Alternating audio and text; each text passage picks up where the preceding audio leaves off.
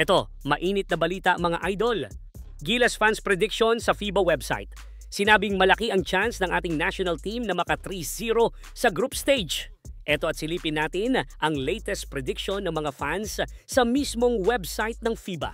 At sa mga gustong manood ng FIBA Asia Cup live sa kanilang mga cellphone at smart TV, namimigay tayo mga idol ng free streaming link sa mga maswerteng subscriber natin. All you have to do is subscribe lang dito sa aking channel at paki-like na din ang ating FB page and then comment Laban Pilipinas sa ating comment section.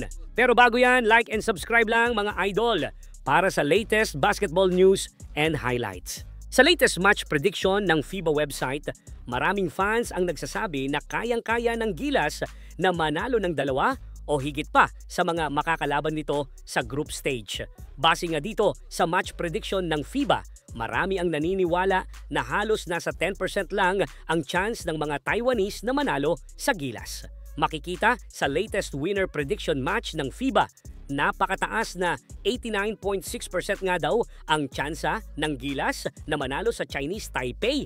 Dahil para siguro sa mga fans, nakachamba lang ang mga Taiwanese nang matalo nila ang Gilas last qualifiers. Pagdating naman sa ikalawang laro ng Gilas laban naman sa bansang New Zealand, nasa halos 50% daw ang tsansa ng Gilas na matalo ang mga Tall Blacks na may 44.1% ang nagsabi na kayang-kaya manalo ng Gilas sa New Zealand.